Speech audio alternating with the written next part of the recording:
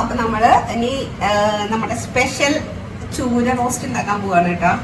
അപ്പൊ ഞാനിനി stove on ആക്കിയിട്ടുണ്ട്, പാൻ വെച്ചിട്ടുണ്ട്. അപ്പൊ നമ്മുടെ കറിവേപ്പില ഞാനിവിടെ കൊണ്ടുവച്ചിട്ടുണ്ട് കേട്ടോ. അപ്പൊ അതിവിടെ എടുത്ത് വെക്കാം.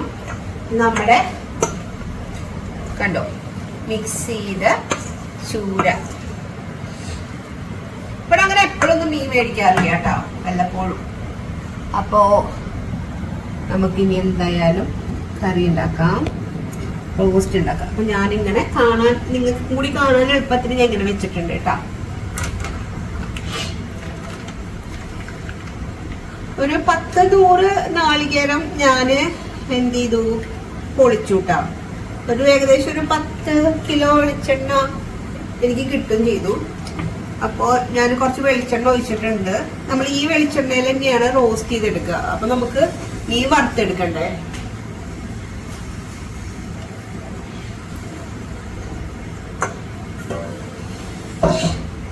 പാത്രം അവിടെ ഇരിക്കട്ടെ. എണ്ണ ഒന്ന് ചൂടായി കഴിഞ്ഞാൽ നമുക്ക് ഈ ചൂര വറുത്തെടുക്കാം കേട്ടോ.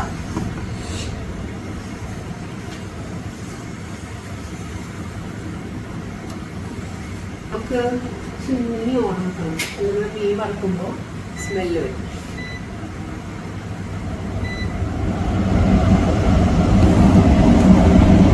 ഞാൻ ഓൾറെഡി കറിവേപ്പില കഴുകിയിട്ടാണ് കേട്ടോ, കഴുകിയിട്ട് കൊടുത്തു വെച്ചിട്ടുള്ളതാ.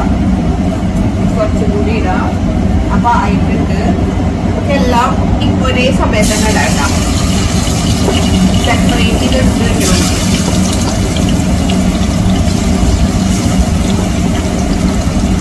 നമുക്ക് കമന്റ് ചെയ്യണ്ട. ഇവിടെ കൂടുതലും മത്തി വാങ്ങും. മത്തി എന്ന് പറഞ്ഞാൽ ചാള, പിന്നെ അയില വാങ്ങും. ആ 2 മീനാണ് കൂടുതലും വാങ്ങാറ് കേട്ടോ. അപ്പൊ നമ്മുടെ ചൂര വറുത്തോണ്ടിരിക്കുകയാണ്. സത്യം പറഞ്ഞു കഴിഞ്ഞാൽ ഇത് ഞാന് 2 ദിവസം മുന്നേ ഞാൻ പറഞ്ഞല്ലോ, ഒരു റീലില് കണ്ടതാ. അത് ഞാൻ സേവ് ചെയ്തിടാനും മറന്നുപോയി. അപ്പൊ ആ കണ്ട ഒരു ഓർമ്മയില് എന്റെ മനസ്സിലുണ്ട്. അപ്പൊ അതൊന്ന് ചെയ്ത് നോക്കാന്ന് വിചാരിച്ചതാണ് കേട്ടോ. അപ്പൊ ഈ ചൂര ആവട്ടെ. അപ്പോഴേക്കും നമുക്ക് മുരിങ്ങയില കൊടുക്കും. അപ്പൊ നമ്മുടെ ചൂര ഓൾമോസ്റ്റ് ആയിട്ടുണ്ട് കേട്ടോ. ഫ്രൈ ആയി വന്നിട്ടുണ്ട്. ഇത്ര മതി. അപ്പൊ ഞാനിത് ഈ പാത്രത്തിലേക്ക് മാറ്റിയാണ് കേട്ടോ.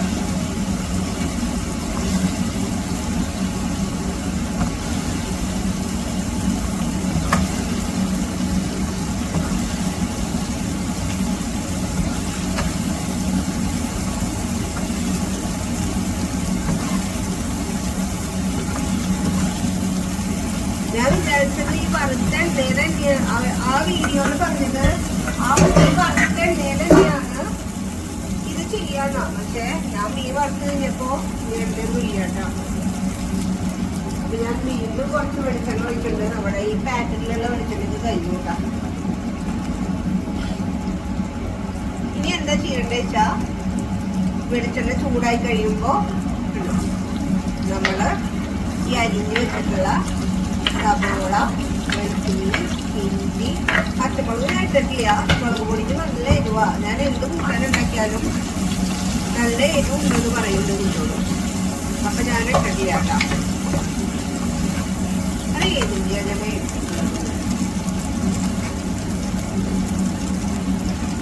ബ്രാഹ്മിൻസിന്റെ കേട്ടോ, നല്ല എരിവുണ്ട്. അപ്പൊ ഞാന് പച്ചമുളക് വേറെ എടുത്തിട്ടില്ല. 2 കൂടി ആയി കഴിച്ചു കഴിഞ്ഞാൽ ഭയങ്കര എരിവായിരിക്കും.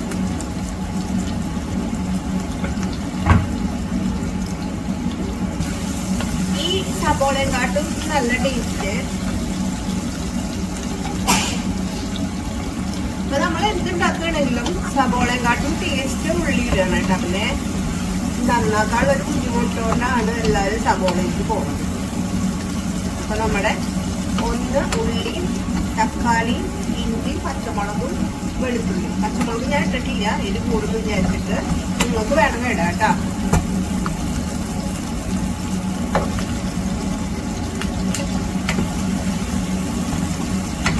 ഒന്ന് വഴഞ്ഞ് വന്നു കഴിഞ്ഞാൽ നമുക്ക് നമ്മൾ വറുത്ത് വെച്ചിട്ടിരിക്കണ ചൂര ഇതിലേക്ക് ഇട്ട് കൊടുക്കാം കേട്ടോ. എനിക്കറിയില്ല, ഞാൻ ആദ്യമായിട്ടാണ് ഇത് ചെയ്യണേ. പക്ഷെ അയാൾ നല്ല ടേസ്റ്റ് ഉണ്ടെന്ന് പറഞ്ഞു. അപ്പൊ നമുക്ക് ഒന്ന് വഴണ്ടല്ലോ. അപ്പൊ നമുക്ക് ഈ ചൂര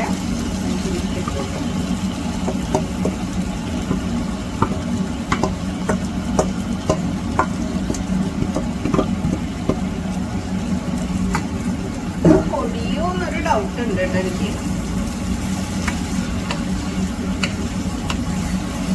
ഒരു ഇത്തിരി കൂടി ഉപ്പിട്ടേ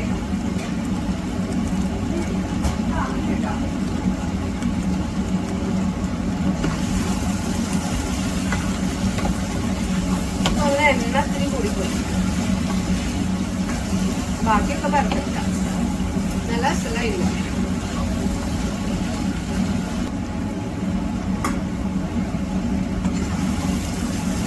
നല്ല സൂപ്പർ ആയിട്ടുണ്ട് കേട്ടോ. നമുക്ക് കുറച്ചും കൂടി കറിവേപ്പില ഇതിന് വെതറി കൊടുത്ത് നമുക്ക് അവസാനിപ്പിക്കാം. നമ്മുടെ ചൂരക്കറി ആയിട്ടുണ്ട്. ഇനി നമുക്ക് അടച്ചു വയ്ക്കാം. അതിന് മുന്നേ ഞാൻ ചോറിലേക്ക് കുറച്ച് ചോറ് എടുത്തിട്ടുണ്ട്. അത് കണ്ടോ,